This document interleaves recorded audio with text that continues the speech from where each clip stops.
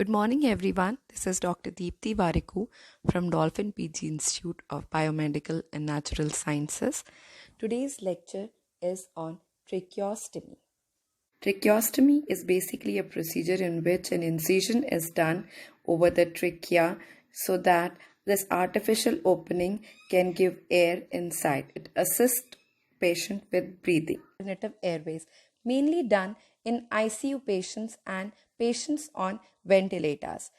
First, we will discuss about the indications of this technique. First indication is when there is upper airway obstructions, like patients with cancer of larynx and laryngeal edema. Here there is difficulty for the airway passages. Secondly, if the patient is unable to remove respiratory secretions, like patients of coma and respiratory muscle paralysis, here it allows suctioning of these secretions and decrease aspiration of secretions. Thirdly, if patient has respiratory insufficiencies like in chronic lung diseases, here it decreases respiratory desk spaces and helps the patient for airway pathways. Fourth, prophylactic measures like patients on prolonged ventilations, like where there is a risk of tracheal stenosis, we could use tracheostomy. Fifth, the part of any other procedure can be used to gain access to airways for general anesthesia, or it can be used as precautionary measure in patients who undergo extensive neck surgeries for proper airway clearance. Now, let us discuss about few of the types of tracheostomy. There are various types of tracheostomy depending on the condition of patient and the technique which is intended. Various types of tubes are also used for tracheostomy procedures. So, there could be various types of procedures which are emergency tracheostomy, then elective tracheostomy, then permanent tracheostomy, then we can have percutaneous tracheostomy or mini tracheostomy.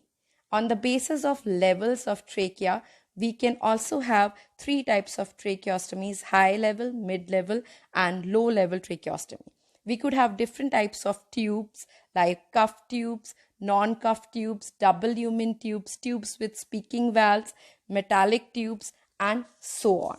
Now, the procedure of tracheostomy. It is mainly done under general anesthesia, but in emergency conditions, it could be done with local anesthesia as well. The patient is put in supine position and the neck is extended. For the incision procedure, the neck is properly extended and it starts with skin incision, transverse or longitudinal at neck. Subcutaneous fat is cut. Platysma is cut. Strapped muscles are retracted. If thyroid is accounted, it is displaced up. Blood vessels accounted are cut and ligated properly. Then incision is given on trachea and tube is inserted, preferably through second or third tracheal ring. Skin incision is closed and tracheostomy tube is secured to neck with suturing or straps. Now we move to the care of the patient, which is very important after the procedure.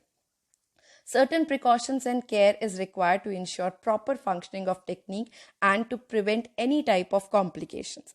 Tracheostomy forces the air to bypass nasal and oral routes, so it is not adequately humidified. This leads to tracheal irritation and secretions increase, which may cause blockage to the tracheal tube at times. So firstly, what we have to do is to educate suctioning of the secretion is very important, which is done properly and regularly throughout.